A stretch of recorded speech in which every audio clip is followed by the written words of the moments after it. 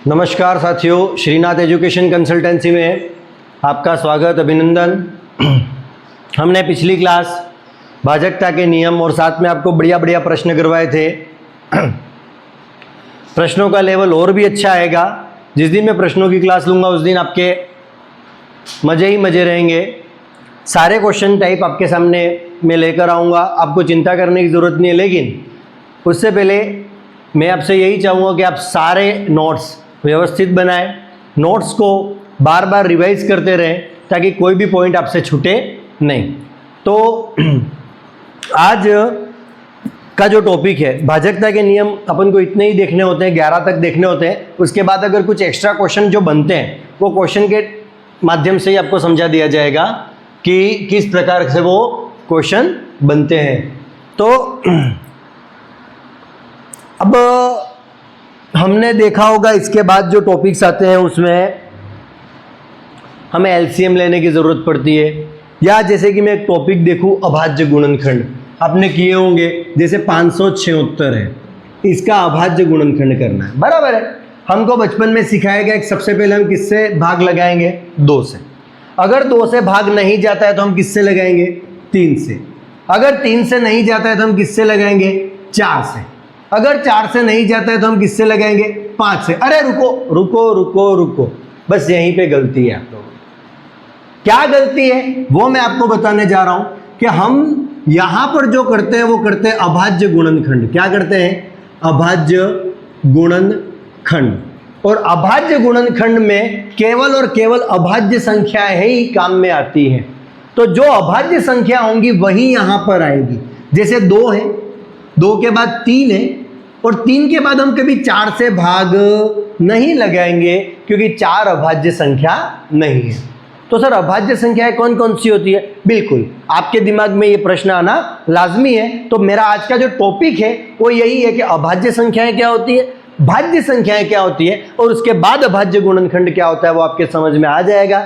जैसे जैसे हम आगे बढ़ रहे हैं, हमने भाजकता के नियम पढ़ लिए, अब अभाज्य संख्या और अभाज्य गुणनखंड की जरूरत इसलिए पड़ी है क्योंकि आगे जो है वो भिन्न आने वाले हैं। तो भिन्नों में सबसे ज्यादा जो जरूरत पड़ेगी वो इस अभाज्य गुणनखंड या लघुत्तम लेने की जरूरत पड़ेगी। तो इसकी काफी आवश्यकता रहेगी। इसलिए जो आज का मेरा टॉपिक है, आज का जो टॉपिक है मूल रूप से वो है अभाज्य संख्या, और परीक्षा की दृष्टि से काफी महत्वपूर्ण टॉपिक है ये अभाज्य संख्याएं। इंग्लिश में बोले प्राइम नंबर। क्या बोलते हैं? Prime number. ठीक है, अभाज्य संख्या। अब सर संख्याएं तो अपन ने पहले पढ़ ली थी, प्राकृत संख्या, पूर्ण संख्या, पूर्णांक संख्या वगैरह वगैरह, बहुत सारी संख्याएं पढ़ी थी, परिमेय संख्या, अपरिमेय संख्या, फिर ये संख्या। बिल्कुल इसकी जरूरत यहाँ पे थी। उस टाइम पे मैंने उस क्लास में बोला था कि और भाज्य अभाज्य संख्या है, लेकिन उसकी जरूरत आज पड़ी है। तो मैं आज यहाँ पर इसको टॉपिक के रूप में आपके सामने ले रहा हूं। ठीक है, देखो अभाज्य संख्या क्या होती है। पहली बात, इसकी परिभाषा से ही बहुत सारे बार प्रश्न पूछ लिया जाता है जो कथन के रूप में आपके सामने आएगा, इसलिए सारे कथन आपको ध्यान में रखने की। ऐसी संख्या जिसके केवल 2 गुणनखंड हो। पहला 1, दूसरा स्वयं, यानी कि खुद वही संख्या। यानी कि ऐसी संख्या जिसमें या तो 1 का भाग जाए, गुणनखंड होना का मतलब उस संख्या का उसमें भाग जाना। ठीक है, जैसे 4 का गुणनखंड देखे तो 2 है क्योंकि 2 का भाग उसमें जा रहा है। उसी प्रकार अपन यहां पर बात करें ऐसी संख्या जिसके केवल 2 गुणनखंड हो, उसको अपन क्या कहते हैं? अभाज्य संख्या। और वो 2 गुणनखंड कौन से होंगे? एक तो 1 ही होगा, 1 का तो खैर हर किसी संख्या में भाग चला जाता है, और दूसरा वो खुद होना चाहिए, मतलब उसके खुद के अलावा और किसी संख्या का भाग नहीं जाएगा तो ही वही अभाज्य संख्या होगी। अन्यथा उसको हम भाज्य संख्या कहेंगे, जो इसके बाद पढ़ेंगे भाज्य संख्या। पहले अभाज्य संख्या डिस्कस कर लेते हैं। ऐसी संख्या जिसके केवल 2 गुणनखंड है, एक तो 1 होता है और दूसरा स्वयं खुद। जैसे एग्जाम्पल के लिए मैंने यहां पर ले लिया 3। अब हमको चेक करना है कि 3 अभाज्य संख्या है या नहीं। तो 3 में 3 का भाग जाता है, बिल्कुल जाता है। 3 में 1 का भाग जाता है, 3 में और किसी संख्या का भाग जाता है क्या? नहीं। इसका मतलब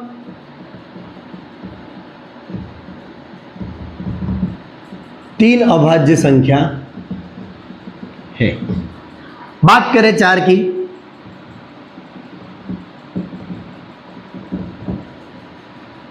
4 में 4 का भाग जाता है, वो तो हमको चाहिए। 4 में 1 का भाग जाता है, वो भी हमको चाहिए। लेकिन 4 में और किसी संख्या का जाता है, तो आप बोलोगे बिल्कुल जाता है सर। किसका जाता है? 2 का। 2 का चला गया मतलब खुद को और 1 के अलावा और किसी संख्या का भाग चला गया, मतलब कि ये अभाज्य संख्या नहीं है। बात समझ में आ रही है बेटा? कि एक तो खुद का भाग जाना चाहिए और एक का जाना चाहिए, उसके अलावा और किसी संख्या का भाग चला गया, मतलब हम बोलेंगे कि वो अभाज्य संख्या नहीं है। समझ में आ गई होगी आपको ये बात? अब तो इसका ये मतलब है कि ऐसी संख्या जिसके केवल 2 गुणनखंड, मतलब वो खुद संख्या एक तो होगी और एक होगा, मतलब खुद की संख्या का ही भाग जाना चाहिए और 1 का जाना चाहिए, उसके अलावा और किसी संख्या का भाग जाना नहीं चाहिए, तो वो संख्या क्या कहलाती है? अभाज्य संख्या। एग्जाम्पल आप लोग उतार लेना, मैं इसके नीचे और स्टार पॉइंट जो है, जो इस कथन के रूप में आते हैं, वो यहां पर आपके सामने लेकर आ रहा हूं। देखिए, तो पहले बात यही है कि यहां से क्वेश्चन पूछा, मतलब कथन बनता है कि अभाज्य संख्या के केवल 2 गुणनखंड होते हैं। बिल्कुल सत्य बात है, इस बात को ध्यान में रखना। कौन कौन से होते हैं? एक तो 1 और एक वो खुद संख्या। दूसरी बात, अभाज्य संख्याएं 2 से प्रारंभ होती है, 2 से प्रारंभ होती है। मतलब पहली अभाज्य संख्या कौन सी है? 2। मतलब यहां से एक ये मतलब निकाल सकते हैं हम। देखो, दुनिया मतलब भी और मतलब निकालना जरूरी है, तो यहां से हमने क्या मतलब निकाला कि 2 पहली अभाज्य संख्या है। ये सारी जो पंक्तियां जो मैं लिख रहा हूं वो सारे कथन के रूप में आए हुए प्रश्न हैं। तो पहली बात, अभाज्य संख्या के 2 गुणनखंड होते हैं, बिल्कुल होते हैं। कौन कौन से? एक तो 1 और दूसरा स्वयं खुद। दूसरी बात, अभाज्य संख्या 2 से प्रारंभ होती है, बिल्कुल। इसका क्या मतलब है कि 2 पहली अभाज्य संख्या है, या दूसरी बात 2 सबसे छोटी अभाज्य संख्या है, ऐसा भी कह सकते हैं। तो बहुत सारे लोगों के दिमाग में आ रहा होगा कि 1 क्या है? फिर हमने 1 से बात क्यों नहीं करी? अरे नहीं करी, क्योंकि 1 का गुणनखंड 1 खुद ही होता है, क्योंकि 1 में केवल 1 का ही भाग जाएगा, ये मान के चलो, ठीक है। तो 1 अभाज्य संख्या नहीं है और न ही भाज्य संख्या है। इस बात का विशेष ध्यान रखा जाए कि 1, मैं यहाँ पर बादल बना के उस बात को लिख देता हूं ताकि आपके बारिश कभी नहीं हो, और बादल चलो गोल नहीं होता है तो मैं बादल ऐसा बना देता हूं, ये बादल, इस बादल को ध्यान रखना कि 1 न तो भाज्य संख्या है और ना ही अभाज्य संख्या है। यह भी कथन के रूप में पूछा जाने वाला क्वेश्चन है। आपको बोल दिया कि 1 अभाज्य संख्या है, गलत बात है। 1 भाज्य संख्या है, गलत बात है। 1 न तो अभाज्य है न ही भाज्य है। मोस्ट इंपॉर्टेंट बात है। चलो, पहली बात हमने लिख दी कि अभाज्य गुणनखंड, अभाज्य संख्या जो होती है उसके कितने गुणनखंड होते हैं? 2। अभाज्य संख्या 2 से प्रारंभ होती है। अभाज्य संख्या 2 से प्रारंभ होती है, इसका क्या मतलब है कि 2 पहली अभाज्य संख्या है, उसके बाद 2 सबसे छोटी अभाज्य संख्या है। एक और बात कि 2 एकमात्र सम अभाज्य संख्या है। ये बहुत बड़ी बात है, बहुत बड़ी। कैसे? मैं आपको बताने जा रहा हूं कि अभाज्य संख्या, सम और विषम आपने सुना होगा। सम मतलब जिसमें 2 का भाग जाता है और विषम मतलब जिसमें 2 का भाग नहीं जाता है। तो सम अभाज्य संख्या है, मतलब एकमात्र सम अभाज्य संख्या। एकमात्र मतलब जितनी भी संख्याएं हैं उसमें अभाज्य संख्या की बात करें तो जितनी भी अभाज्य संख्याएं हैं उसमें केवल 2 ही सम संख्या रहेगी, उसके अलावा बाकी जितनी भी अभाज्य संख्या आएंगी वो सब विषम आएंगी। इसलिए इसका मतलब अगर मैं निकालूं, अर्थात 2 के अलावा सभी अभाज्य संख्याएं विषम होती है। मोस्ट इंपॉर्टेंट सारी कंसेप्ट, सारी बातें यहां पर लिखी हुई है।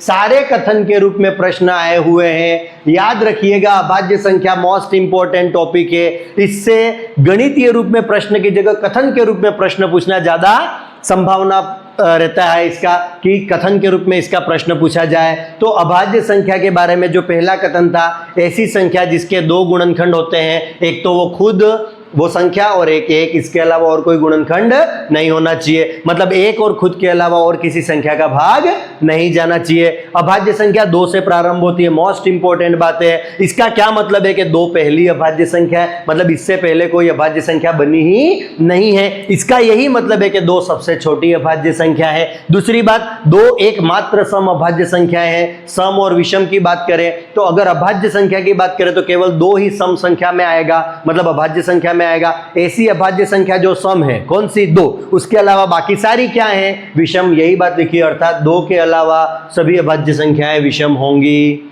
ये बहुत बढ़िया बात है बेटा। मैं सारे पॉइंट को एक ही बोर्ड पर, एक ही यहाँ पे प्लेटफॉर्म पर आपको दे रहा हूँ। ये सारी इधर उधर से ढूंढी हुई बातें हैं जो आपके परीक्षा में पूछी जाती हैं और आपको एक पृष्ठ पर मिल रही है, तो इसका फायदा जरूर उठाना आप लोग। तो अभाज्य संख्याओं के बारे में और चलो चर्चा करते हैं कि और चलो कैसे है। अच्छा, एक और ये इंपॉर्टेंट बात यहाँ पर लिखी हुई रह गई, वापस से याद करवा देता हूँ कि एक ना तो भाज्य संख्या है और ना ही अभाज्य संख्या है। कोई दिक्कत समझ में आ गया होगा? ठीक है साहब, चलो अब आगे बढ़ते हैं। अभाज्य संख्या से रिलेटेड और अपन बात करें।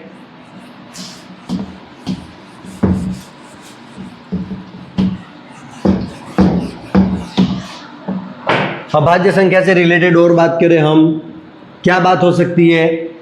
और अभाज्य संख्या देखो, एक जो मैं यहाँ पे टेबल क्या बनाऊं, आपको 1 से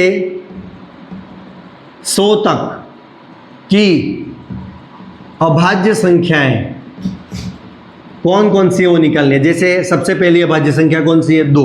2 के बाद कौन सी? 3। 3 के बाद 4 नहीं होगी क्योंकि 4 में 2 का भाग जाता है। उसके बाद कौन सी होती है? 5। उसके बाद कौन सी होती है? 7। उसके बाद कौन सी होती है? आपके दिमाग में 9 आएगा। नहीं, 9 नहीं है।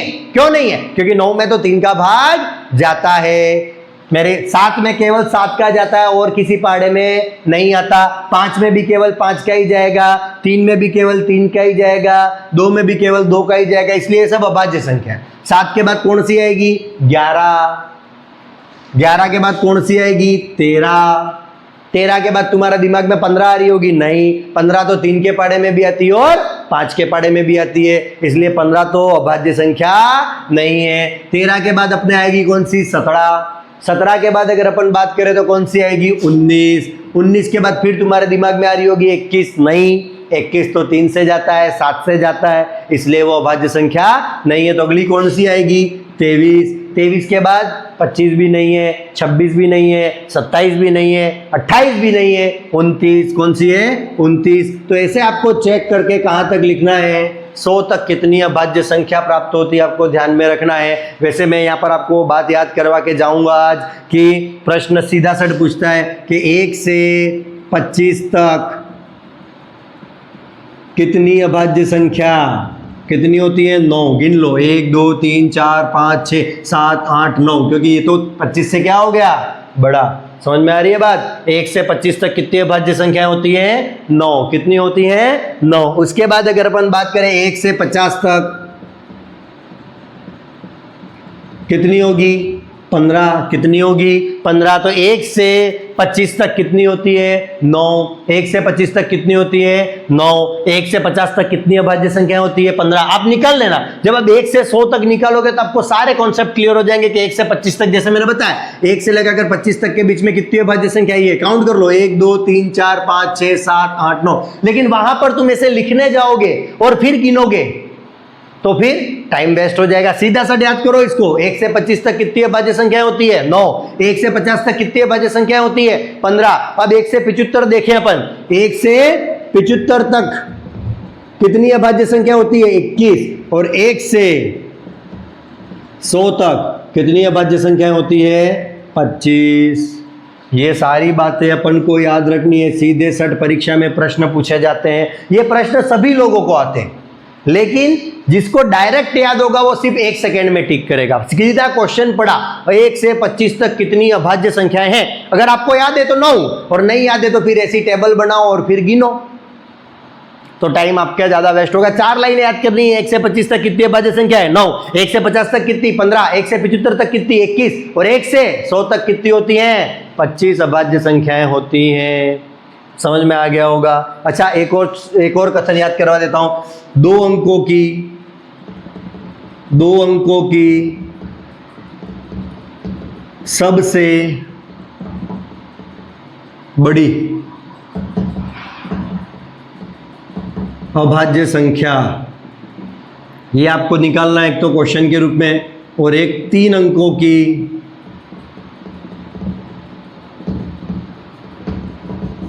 सबसे छोटी अभाज्य संख्या। अब 2 अंकों की सबसे बड़ी अभाज्य संख्या पूछिए तो आप पीछे से ट्राई करना, क्योंकि 100 तो 3 अंक हो गए, 99, 98, 97, कौन सी होगी वो आपको पता चल जाएगी। ये मैं आपके हवाले छोड़ के जा रहा हूं, अगली क्लास में कमेंट में टाइप करके दे दूंगा। उसके बाद 3 अंकों की सबसे छोटी अभाज्य संख्या, मतलब 3 अंक कहां से शुरू होते हैं? 100 से। 100 में तो बहुत सारी संख्याओं का भाग जाता है, तो चलो इसका आंसर तो मैं लिख देता हूं, क्या आएगा? 101। ये दोनों कथन आपको डायरेक्टली याद करने हैं, ये चारों कथन भी आपको डायरेक्टली याद करने हैं। अगर आप इसको मेमोराइज कर लेते हो तो परीक्षा में आपका समय बच जाएगा और वो अगले क्वेश्चंस में काम में आएगा। इसलिए जितना ज्यादा हो सके थ्योरी पर ध्यान दो, थ्योरी को रिवाइज करते रहो। जहां जहां से कथन के टाइप के क्वेश्चन आते हैं उसको रिवाइज करते रहो। सारी थ्योरी आपके फिंगर टिप्स पे होनी चाहिए कि अच्छा अभाज्य संख्या, पहली बात क्या लिखवाई थी सर ने कि अभाज्य संख्या के 2 गुणनखंड होते हैं। कौन कौन से होते हैं? एक तो 1 और एक स्वयं खुद। उसके बाद क्या लिखवाई थी? अभाज्य संख्या 2 से प्रारंभ होती है। इसका क्या मतलब निकला था कि सबसे पहली अभाज्य संख्या 2 होती है, सबसे छोटी अभाज्य संख्या 2 होती है। 2 सम, एकमात्र सम अभाज्य संख्या, मतलब 2 के अलावा जितनी भी अभाज्य संख्या, देख लो 2 के अलावा यहाँ पे जितनी भी अभाज्य संख्या आ रही है सब कौन सी आ रही है? विषम। कोई आएगी ही नहीं, कोई पैदा ही नहीं हुई है तो आएगी कहां से? खाली 2 एकमात्र संख्या ऐसी है अभाज्य जो सम है, बाकी सारी कैसी रहेंगी? विषम। 1 से 25 तक 9, 1 से 50 तक 15, 1 से 75 तक 21, 1 से 100 तक 25। अब इसके साथ साथ तुमको क्या याद रखना पता कि 1 से 25 तक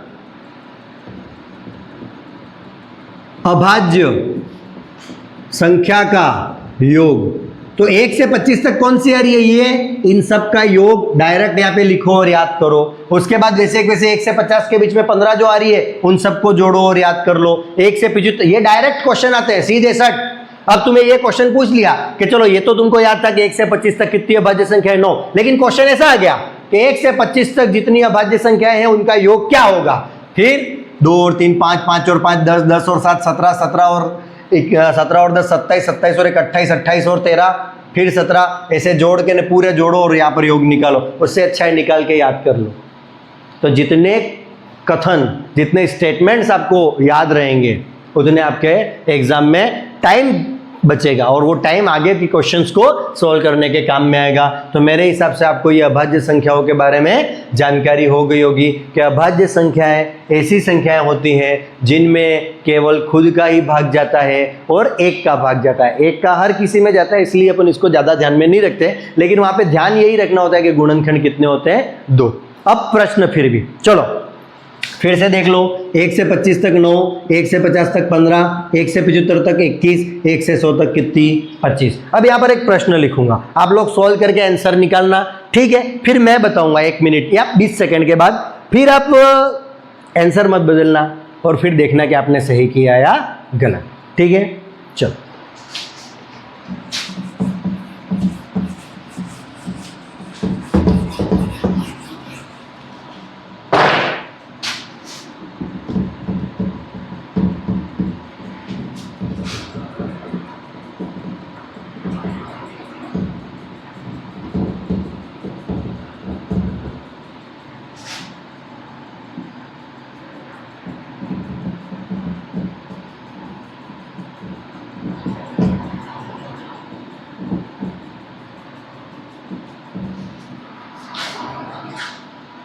क्वेश्चन लिखा है, आंसर निकालो। 20 सेकंड में रुक रहा हूं, उसके बाद फिर मैं सॉल्व करता हूं। आंसर नहीं बदलना आपको, जो निकाल लिया वो निकाल लिया। प्रश्न को ध्यान से पढ़ो और उत्तर निकाल लो, ठीक है? ठीक है साहब, प्रश्न है 1 से 100 तक कितनी भाज्य संख्याएं हैं? अगर आपने इसको अभाज्य पढ़ लिया तो आपका उत्तर क्या जाएगा? ए। परीक्षा के हॉल में खुशी के मारे यस यस यस, लेकिन बाहर आए और फिर ओ, हमको तो क्या पूछा था? भाज्य। चलो भाज्य भी पढ़ लिया आपने। तो अगर आपने 25 नहीं टिक किया है तो कौन सा टिक किया? 1 से 100 तक के बीच में भाज्य संख्या है तो अभाज्य को माइनस कर दो। तो आपने क्या किया? 1 से 100 और अभाज्य संख्याएं कितनी थी? 25। 100 में से 25 को माइनस कर दिया, उत्तर क्या आया? 75। और हम वहां पर खुश हो गए, यस यस यस। लेकिन ये भी क्या है? गलत। अब क्यों गलत है वो मैं आपको बता रहा हूं। देखो 1 से 100 तक कुल कितनी संख्याएं होती है? कुल संख्या, उसमें अभाज्य संख्या। अब देखो मैंने तुमको एक बात बताया था कि अभाज्य संख्या कहां से प्रारंभ होती है? 25 से। कहां से प्रारंभ? सॉरी 2 से। कहां से प्रारंभ होती है? 2 से प्रारंभ होती है। तो 2 से लगाकर 100 के मध्य अपन देखें तो कितनी अभाज्य संख्या है? 25। बराबर है। लेकिन एक रह गया नहीं, वो भी आएगा। तो एक ये रहा, 25 और एक कितने हो गए? 26। 100 में से 26 माइनस करो तो जो उत्तर आएगा वो तुम्हारा क्या होगा? कि 1 से 100 के मध्य कितनी भाज्य संख्याएं हैं। समझ में आ गया होगा मेरी बात? ठीक है। तो क्वेश्चन क्या है कि वो ट्रिकी बनाता है, कभी कठिन नहीं होता। आप या तो उसको पढ़ने में जल्दबाजी करते हो या फिर उसको सॉल्व करने में जल्दबाजी करते हो। मैंने पहले ही दिन आपको बोलना है कि गणित में जल्दी करना है लेकिन जल्दबाजी नहीं करनी है। आपने जल्दबाजी करी तो आप ऑप्शन ए या ऑप्शन बी को ही टिक करके आओगे, इसकी गारंटी है। क्वेश्चन को हमें ध्यान से पढ़ना है। वो एक कहाँ गया? क्योंकि एक तो अभाज्य संख्या है ही नहीं ना। आगे बात समझ में? तो थोड़ा सा इस टाइप का, इसको ट्रिकी क्वेश्चन कहते हैं।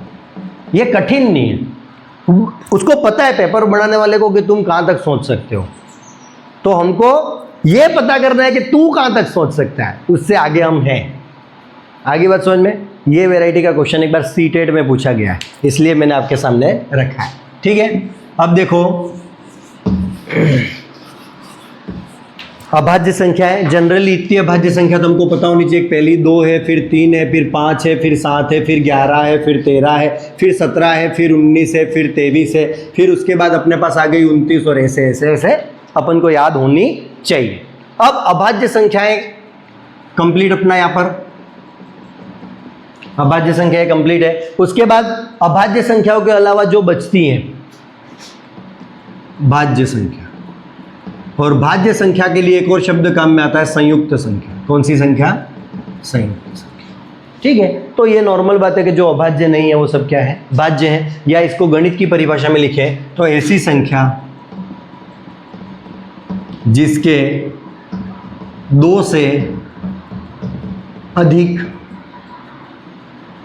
गुणनखंड हो, या अपनी भाषा में जिसमें ऐसी संख्या जिसमें एक वो स्वयं के अलावा भी किसी संख्या का भाग चला जाए। ये अपनी भाषा में याद रखना हो तो ऐसे याद रखना है कि जैसे कोई संख्या 4 ले ली अपन ने, 4 में 4 का भाग जाता है, 1 का भाग जाता है, 4 में और किसी का जाता है? हाँ, 2 का। इसका मतलब वो अभाज्य नहीं है। कौन सी है? भाज्य। और भाज्य के लिए एक और शब्द क्या काम में आता है? संयुक्त संख्या। क्या काम में आता है? संयुक्त संख्या। तो भाज्य संख्या और अभाज्य संख्या आपके क्लियर हो चुकी हैं। इसके साथ एक और संख्या आती है बेटा जिसको कहते हैं सह अभाज्य संख्या। क्या कहते हैं? सह अभाज्य संख्या। लेकिन वो भी मैं आपको इसलिए नहीं समझा पाऊंगा क्योंकि उसमें एलसीएम और एचसीएफ का थोड़ा सा कंसेप्ट है। तो इसके बाद जब हम भाज्य गुणनखंड कर लेंगे फिर आपको मैं एलसीएम एचसीएफ बताऊंगा। शायद अपने सिलेबस में तो मेंशन नहीं है, लेकिन फिर भी मैं आपको उसका हल्का सा ब्रीफ इंट्रोडक्शन दे दूंगा। उसके बाद सह अभाज्य संख्या जरूर बताऊंगा। अगर पेपर का लेवल टफ आता है तो अभाज्य नहीं पूछ के ना वो सह अभाज्य पूछेगा। लेकिन मैं इस बात को पॉइंट आउट खुद भी कर लूंगा कि आपको सहअभाज्य पढ़ाना बाकी है। मैं इसलिए नहीं पढ़ा रहा हूं क्योंकि अब मैं चाहता तो यहाँ पे पढ़ा भी देता, लेकिन मुझे घास काटने में मजा आता नहीं। मुझे पता है आपको एलसीएम एचसीएफ ढंग से नहीं आता, तो जब तक आपको एलसीएम और एचसीएफ ढंग से नहीं आएगा तब तक आपको सहअभाज्य संख्या ढंग से समझ में आएगी नहीं। बाकी परिभाषा लिखवानी है तो मैं लिखवा के छोड़ देता और मैं कह देता कि मैंने टॉपिक करवा दिया, लेकिन ऐसा ही मुझे करवाना होता तो मैं सीधा नोट्स ही प्रोवाइड करवा देता, या श्रीनाथ एजुकेशन कंसल्टेंसी अपनी एक बुक पब्लिश कर देती, उसमें सारे नोट्स आ जाते हैं। तो फिर हम यहाँ पर इतनी मशक्कत करने की जरूरत ही नहीं थी। तो हम यहाँ पर आपको सिखाने आए हैं, तो सिखाने का एक प्रोसीजर होता है इजी टू हार्ड, या जो सीख चुके हैं उसको ध्यान में रखते हुए नया सीखना। अगर ऐसा आप सीखोगे तो आपको समझ में आएगा। इसलिए सहअभाज्य संख्या का जो टॉपिक है छोटा सा टॉपिक है, लेकिन वो एलसीएम एचसीएफ के बाद आपको समझ में आएगा। ठीक है, अब अभाज्य गुणनखंड करना सीखते हैं और वहां से किस प्रकार के प्रश्न आएंगे वो मैं आपको बता देता हूं। ठीक है, यहां पर बहुत सारे कथन वाले प्रश्न बनते हैं अभाज्य संख्या से, इसलिए सारे कथन मैंने आपको लिखवा दिए हैं। फिर जब अपन इसकी क्वेश्चन वाली क्लास करेंगे तो लगभग सारे क्वेश्चंस भी आ जाएंगे, बस घुमा फिरा के उन प्रश्नों को पूछा जाता है। ठीक है, क्योंकि नया क्या बनाएगा वो। अब अभाज्य संख्या में कोई ऐसे नमक मिर्च लगा के ऊपर से सेक थोड़ी देगा वो, नहीं, ऐसा कुछ भी नहीं होगा। ज्यादा पका के क्वेश्चन करेगा तो क्वेश्चन बोनस चला जाता है। जितना ज्यादा क्वेश्चन पे दिमाग लगाया जाता है ना, वो क्वेश्चन बोनस ही जाता है। इसलिए इस बात का थोड़ा सा ध्यान रखिए कि जो कथन यहां पर है वही रिपीटेड होते हैं। अब बात करते हैं अपन अभाज्य गुणनखंड।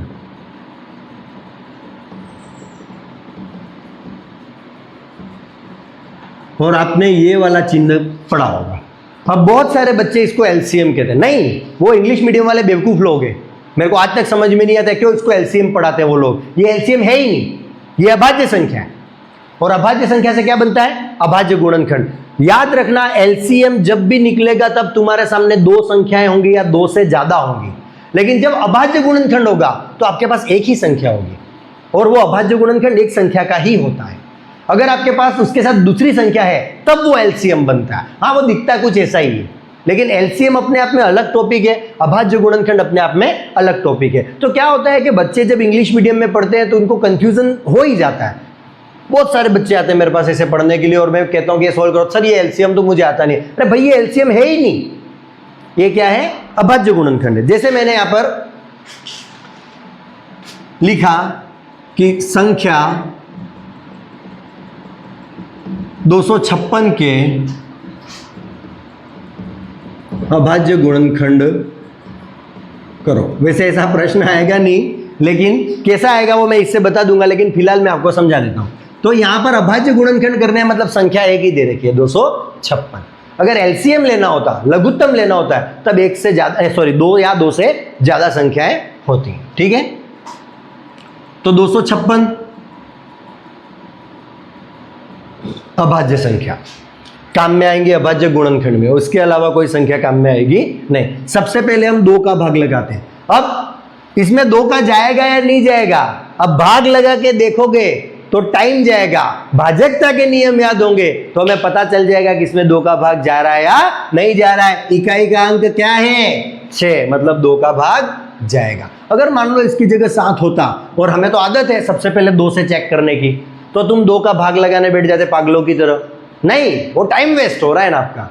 इसलिए 2 का भाग कब जाता है? जब इकाई का अंक 0, 2, 4, 6, 8 हो तो 2 का भाग जाएगा, वरना नहीं जाएगा। तो अभी फिलहाल अपने पास क्या था? 6, मतलब इसमें 2 का भाग जाएगा। अच्छा, एक और बात बताता हूं, किसी भी संख्या में 2 का भाग देना हो तो भाग देने मत बैठ जाना। 2 के भाग का मतलब होता है आधा करना। भाई सीधी एक मिठाई में 2 का भाग दो, या एक मिठाई को 2 भागों में बांटो, तो कैसे बांटोगे? आधी आधी। आधा करना है। क्या करना है? 2 का भाग देना। इसका मतलब क्या होता है? उस संख्या का क्या कर दो? आधा। और आधा करने में तो हम माहिर है भाई। पैसा बे अर्धा अर्धा वाटी लो, हमारे वागड़ी में बोलते हैं कि पैसे दो, आधे आधे बांट लो। तो आधे बांटने हमको आते हैं क्योंकि आधा अपन को भी मिल रहा है, इसलिए तो आधे बांटने में हम एक्सपर्ट है। तो 2 का भाग लगाने की जरूरत है। 2 का आधा, 256 का आधा, पहले 200 का कर दो, क्या आया? 100। 56 है, फिर 50 का कर दो, क्या आया? 25। 100 और 50 क्या हो गए? 125। और 6 का आधा कर लो, 3, तो आ जाएगा। समझ में आ रही है बात? ऐसे, या 2 एकम 2 भाग लगाना हो तो 2 दूनी 4 और 2 8 16, तो 125 और 3 128 आता है। और ऐसे भी कर सकते हो। तो आधा करने आपको आता है, और नहीं आता है तो भाग लगा लेना। इसके अलावा और कोई ऑप्शन नहीं है। अब फिर ये 2 का भाग हो गया। फिर देखेंगे क्या इसमें 2 का भाग जा रहा है, बिल्कुल जा रहा है क्योंकि इकाई का अंक क्या है 8। फिर 2 का भाग लगाएंगे, 128 का आधा करना है, क्या आ जाएगा 64। फिर इकाई का अंक क्या आया है 4। जब तक 2 का भाग जाएगा तब तक 2 का भाग लगाना है। अब तुम यूं भी सोच सकते हो सर डायरेक्ट इसमें 4 का जा रहा है। पहली बात तो 4 का लगाना ही नहीं है क्योंकि 4 तो अभाज्य संख्या है ही नहीं। अभाज्य संख्या है 2, 3, 5, 7, 11, 13,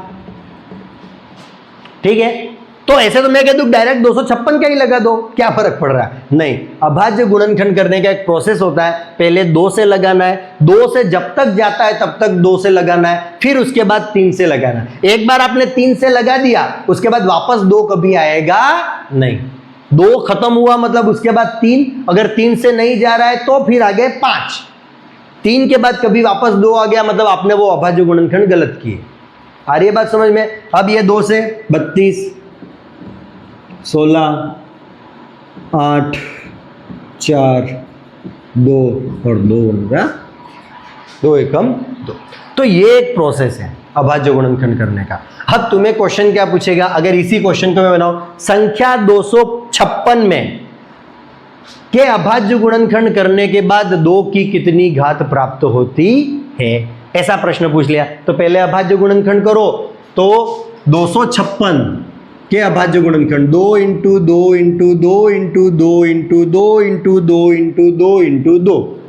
अब इन 2 का वापस गुणा करोगे तो 256 आ जाएगा। 2 दूनी 4, 4 दूनी 8, 8 दूनी 16, 16 दूनी 32, 32 दूनी 64, 64 दूनी 128 और 128 दूनी 256। वापस गुणा करेंगे तो आपको 256 प्राप्त होगा। तो ये 256 के क्या कहलाते हैं, अभाज्य गुणनखंड कहलाते हैं। 1, 2, 3, 4, 5, 6, 7, 8। तो इसको मैं सीधा ऐसा भी लिख सकता हूं 2 की घात 8। और हमसे प्रश्न यही पूछा था कि 256 के अभाज्य गुणनखंड में 2 की कितनी घात आती है, तो कितनी आती है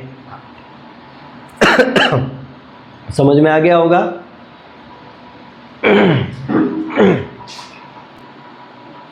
तो समझ में आ गया होगा कि 256 के अभाज्य गुणनखंड में 2 की घात क्या होगी, ऐसा प्रश्न था। तो घात क्या है 8, ठीक है। ये अभाज्य गुणनखंड करने का एक तरीका है। मैं आपको एक और करवा देता हूं ताकि आपका कॉन्फिडेंस लेवल और अप हो जाए। इसमें तो सब 2 ही आ गए। देखिए जरा, जैसे मैंने ले लिया यहां पर 31, 36। अब पीछे 6 है मतलब 2 से जाएगा। 2 एकम 2, 1, 2 पंजनी 10, 1, 2 छंगनी 12 और 2 अटनी 16। फिर 2 से जाएगा, 2 7 14, 1 बचा 2 अटा 16 और 2 चौकट। आप 2 का भाग लगाते रहना, ठीक है। 2 से जा रहा है, 2 तिया 6, 1 बचा 2 9 18 और ये 2 दूनी 4। फिर 2 से जाएगा, 2 एकम 2, 1 बचा 19, 2 9 18, 1 बचा 12, 2 छंगनी 12। 2 से जाएगा, फिर 2 9 18 और 1 2 8 16। फिर ये 2 से जाएगा, 2 चौकोनी 8, 1 2 9 18। अब ये 14 है। ये 9 आ गया इकाई का अंक। ये 2 से जाएगा क्या, नहीं जाएगा। 3 के लिए क्या नियम था, दोनों को जोड़ लो। 9 और 4 कितने होते हैं 13। क्या 13 3 के पाड़े में आते हैं, नहीं। मतलब 49 में भी 3 का भाग नहीं जाएगा। 4 से हमको चेक करना ही नहीं है क्योंकि 4 तो अभाज्य संख्या ही नहीं है। 5 के लिए इजी है, पीछे 0 आना चाहिए या 5 आना चाहिए। अगली कौन सी है 7 के पाड़े में 49 आता है, बिल्कुल। 7 तो 49, 7 बार जाएगा और 7 एकम 7। समझ में आ गई बात। तो यहाँ पर अगर 31 36 के अगर मैं अभाज्य गुणनखंड देखूँ तो 1 2 3 4 5 6, तो 2 की घात तो कितनी है 6 इंटू 7 की घात कितनी है 2। तो जो प्रश्न बनता है वो यूं बन सकता है कि संख्या 31 36 में के अभाज्य गुणनखंड करने के बाद प्राप्त अभाज्य संख्याओं की घातों का योगफल क्या होगा। तो घातों का योगफल पूछे तो दोनों को प्लस कर दिया 8। घातों का अंतर क्या होगा, तो 6 में से 2 को घटा देंगे तो कितना आ जाएगा 4। समझ में आ गई बात। इस प्रकार के वो क्वेश्चन आपसे पूछ सकता है और ऐसे क्वेश्चन बनते भी हैं। आगे बात समझ में। तो ये बात हो गई किसकी, अभाज्य गुणनखंड की। किसकी बात हो गई, अभाज्य गुणनखंड की। चलो एक अच्छा क्वेश्चन है, काफी फेमस क्वेश्चन है क्योंकि उसके लिए जो देखो मैं आपको क्वेश्चन मेरे दिमाग में आ रहा है। वो क्वेश्चन यूं है कि यदि a a+2 और a+4 क्रमागत 3 क्रमागत अभाज्य संख्याएं हैं तो a के कितने मान संभव हैं? अब क्रमागत अभाज्य संख्या किसको कहते हैं?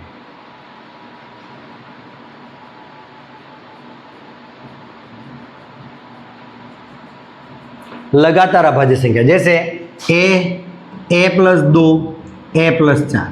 सबसे पहले मान लो मैंने a का मान 1, अरे क्यों रखोगे a अभाज्य संख्या है, यूं कह रहा है मतलब 1 तो हमको रखना ही नहीं, स्टार्ट कहां से करेंगे 2 से। अगर मैंने इसको 2 रखा तो यहां पर क्या हो जाएगा 2 + 2 और क्या आ गया 4। क्या 4 अभाज्य संख्या है? नहीं। अब एक ही जगह में क्या रखता हूं 3, तो इसको 3 रखा, ये 3 + 2 क्या आ गया 5, हाँ है। फिर एक ही जगह पे फिर मैंने 3 रखा, 3 + 4 7, तो 3 5 7 बिल्कुल अभाज्य संख्याएं हैं। और ये कैसी है? क्रमागत, इसके अलावा और कोई हो ही नहीं सकती है। तो समझ में आया? तो 3 5 और 7, तो a का मान क्या होगा 3। Option a 3, b 2, c 1, d none. तो a का मान कितना है 3। तुम देखते ही तुरंत किस पे टिक लगा दोगे? 3। नहीं, उसने पूछा क्या है a के कितने मान संभव है। a का तो एक ही मान संभव है, a का मान क्या है यूं पूछे तो क्या आएगा 3। लेकिन प्रश्न में हमको क्या पूछा है a के कितने मान संभव है, तो a का तो केवल एक ही मान संभव है। क्वेश्चन इस प्रकार से ट्रिकी बनाया जाता है, काफी फेमस प्रश्न है, हर कोई इसको करवाता है, तो मैंने भी आपको करवा दिया। ऐसी 3 क्रमागत संख्या यही दिखती है 3 5 और 7। जब a+2 और a+4 जहां 2 का अंतर आपको दिखता है तो तुम सीधा याद कर सकते हो कि 3 ऐसी क्रमागत संख्या जहां 2 का अंतर है वो यही है 3 5 और 7। आगे बात समझ में? क्वेश्चन काफी फेमस था, याद भी आ रहा था, तो आपको करवा दिया। अभाज्य गुणनखंड आपने सीख लिया है, अभाज्य संख्या के बारे में आपको पता चल गया है, भाज्य संख्या के बारे में भी आपको पता चल चुका है। अब देखो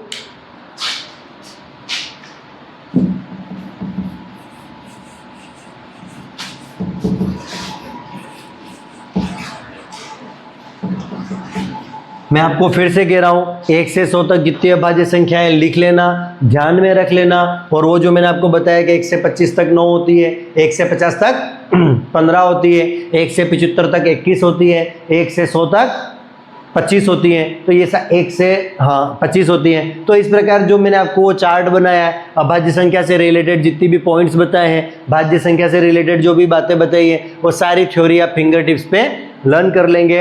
मेरे हिसाब से आपको ये अभाज्य संख्या का टॉपिक और अभाज्य गुणनखंड क्या होते हैं आपके समझ में आ गई होगी। इसमें बहुत सारे क्वेश्चन बनते हैं। मैं आपको एक और चीज जाते जाते बताता जाऊंगा, कभी पूछा नहीं है लेकिन क्या पता पूछ ले। इसको कहते हैं अभाज्य युग्म। क्या कहते हैं?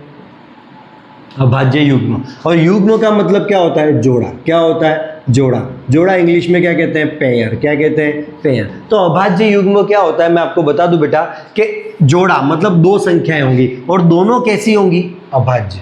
दोनों कैसी होंगी? अभाज्य। तो एक तो लाइन आपको जो ध्यान रखनी है, कौन से वो मैं आपको बता दूंगा, लेकिन एक लाइन जो आपको ध्यान में रखनी है, पहले तो अभाज्य युग्म क्या होगा कि ऐसी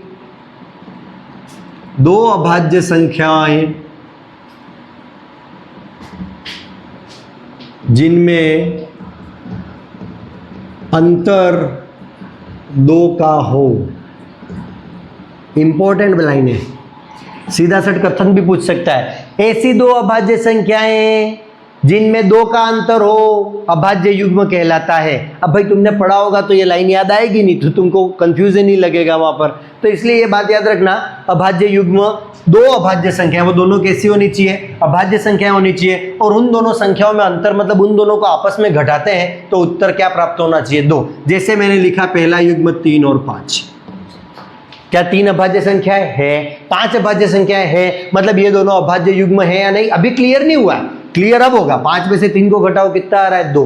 तो 2, वैसे तो मैंने ये लिख दिया 5 और 11, ये दोनों भी तो अभाज्य संख्या है, लेकिन क्या 11 में से 5 को घटाते हैं तो 2 आता है? नहीं, इसलिए ये अभाज्य युग्म नहीं है। तो अभाज्य युग्म वही होगा जिसमें दो अभाज्य संख्याओं के बीच अंतर कितने का आ रहा हो बेटा, 2 का।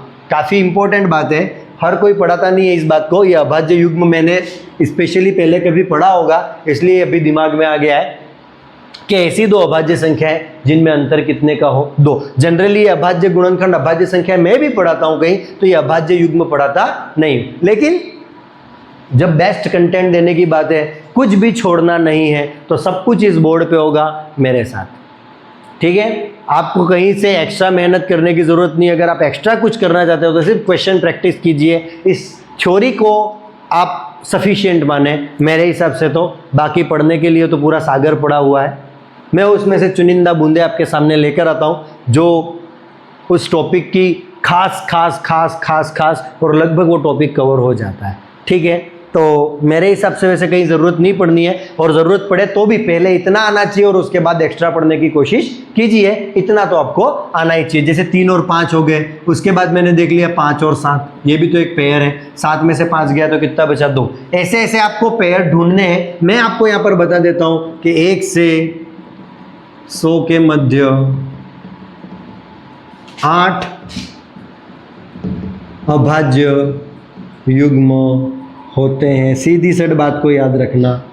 वो कौन सा 8 है वो आप निकालना, नहीं आए तो कमेंट करना, मैं आपको बता दूंगा, कोई दिक्कत वाली बात नहीं है, ठीक है।